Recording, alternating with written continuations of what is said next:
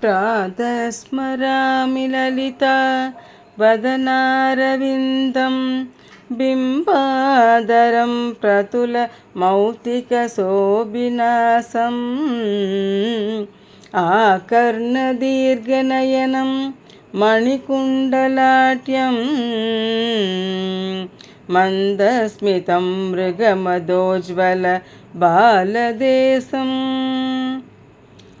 प्रादर्भजामि ललिता भुजकल्पवल्लीं रक्ताङ्गुलीयरसतङ्गुळि पल्लवाट्यां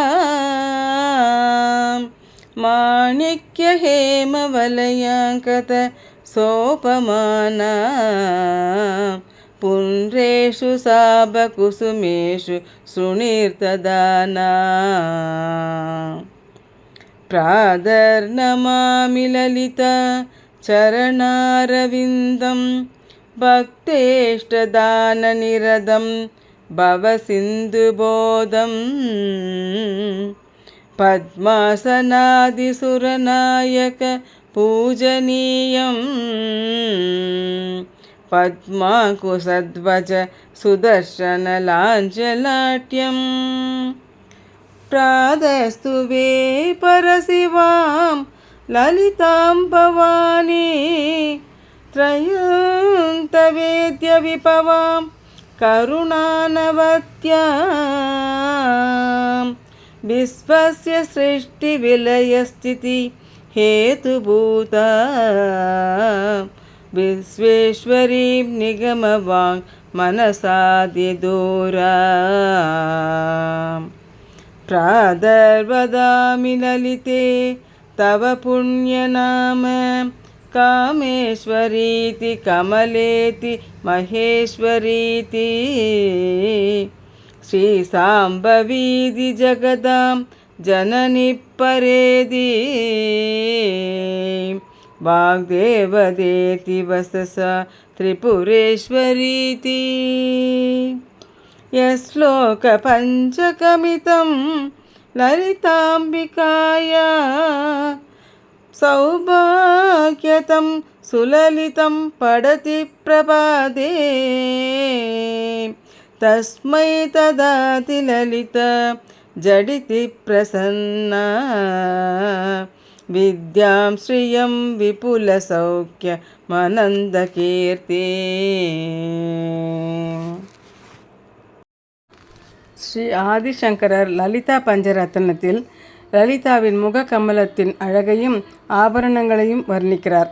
பின்னர் அம்பாளின் வேண்டுவனையெல்லாம் தரும் கற்பகத்தரு போன்ற 4 கரங்களையும் அவள் கரங்களில் உள்ள கரும்பு, மலர், பாசாங்குசம், வில், அம்பு போன்றவற்றையும் விவரிக்கிறார். நான்முகன் தேவர்கள் எல்லோரும் வணங்கும் அவள் பாதம் நம் சம்சார சாகரத்தை கடக்கும் படகு என்கிறார். அவள் கருணையோடு உலகை படைத்து காத்து நிற்கிறாள். வேதம், வாக்கு, மனதிற்கு எட்டாத பரசிவை பவானி. அவள் காமேஸ்வரி, மகேஸ்வரி, சாம்பவி, வாக்தேவி, திரிபுரேஸ்வரி, ஜனனி. இந்த லலிதியை விடியற்காலையில் வணங்குகிறேன். இது சுருக்கமாக லலிதா பஞ்சரத்னத்தின் சாரம். விவரிக்க போனால் நீண்டு கொண்டே போகும். அவள் பெருமையை நம்மளால் கூற முடியுமா?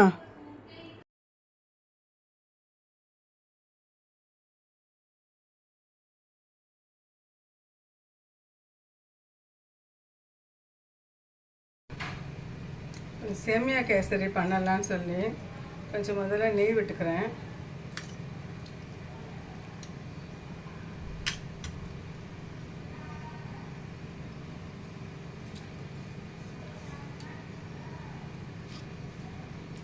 நெய் விட்டுட்டு இந்த முந்திரி திராட்சை கொஞ்சம் வறுத்து வச்சுக்கலாம்.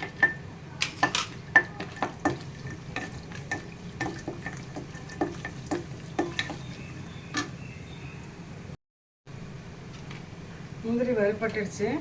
இப்போ முந்திரி எடுத்துட்டு திராட்சை போட்டுடலாம்.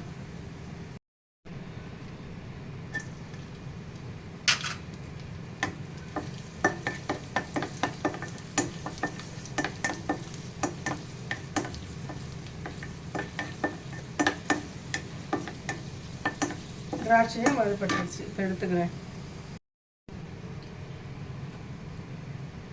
இதே நெய்யில் ஒரு கப்பு சேமியா எடுத்திருக்கேன். இதை நெய்யில் வறுத்துடுறேன்.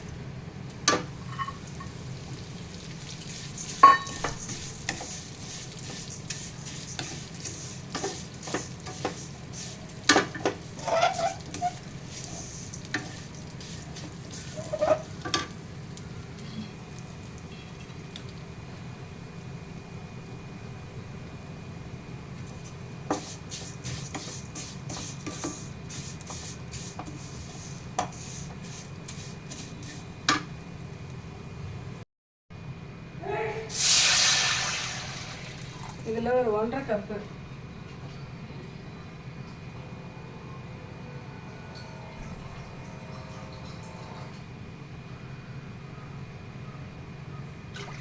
இதில் 1.5 கப்பு கொஞ்சம் தண்ணி விடுறேன். இது அணில் சேமியாவாக இருந்தால் 1க்கு 1 விட்டால் சரியாக இருக்கும்.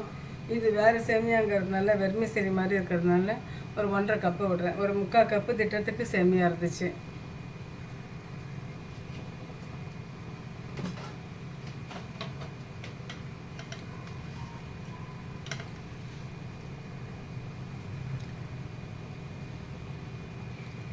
ஒரு சிட்டிகை உப்பு போடுறேன்.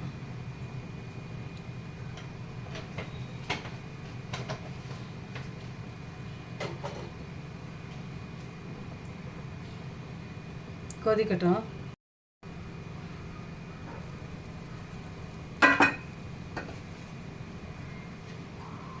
தண்ணி கொதிக்க ஆரம்பிச்சிருச்சு. சேமியாவை கொட்டி மூடி வச்சிடலாம். இது ரவா கேசரி மாதிரியே தான், கொஞ்சம் நமக்கு டிஃப்ரெண்ட்டாக இருக்கும். இது எப்பவுமே ரவா கேசரின்னு பண்ணாமல் கொஞ்சம் டிஃப்ரெண்ட்டாக இருக்கும். வேறு ஒன்றும் இல்லை.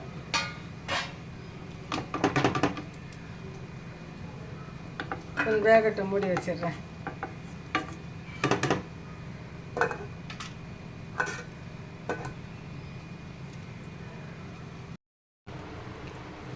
சேமியா வெந்துடுச்சு. இப்போ 1/2 கப்பு சர்க்கரை எடுத்து வச்சுருந்தேன் இல்லையா, இதை கொட்டிடுவேன். கொட்டிட்டு கிளறுவேன்.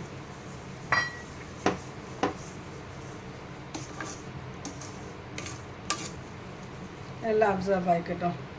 ஒரு 5 நிமிஷம். இந்த பாலில் வந்து இந்த எல்லோ கலர் மிக்ஸ் பண்ணி வச்சுருக்கேன். இதை கொஞ்சம் கொட்டிடுறேன்.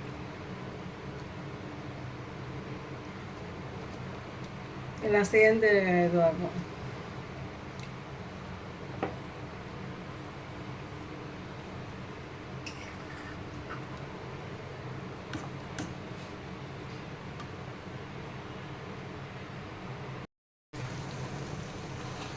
இந்த சர்க்கரையெல்லாம் அப்சர்வ் ஆகிடுச்சு.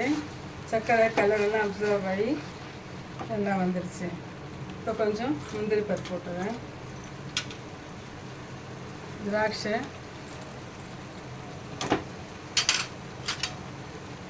இது எடுத்து வச்ச ஏலக்காய் பொடி,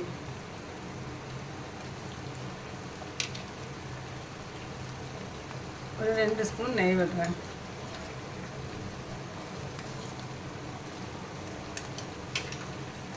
எல்லாம்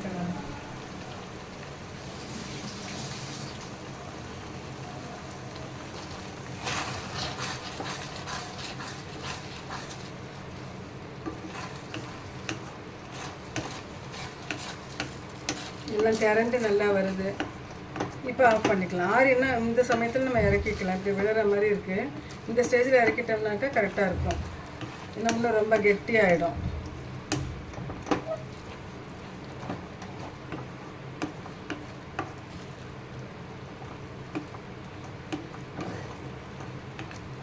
சேமியா கேசரி ரெடி ஆகிடுச்சு. எடுத்துடலாம். சேமியா கேசரி ரெடி ஆகிடுச்சு. இப்போ அம்பாளுக்கு நைவேத்தியம் வச்சிடலாம். தேங்க்யூ ஃபார் வாட்சிங்.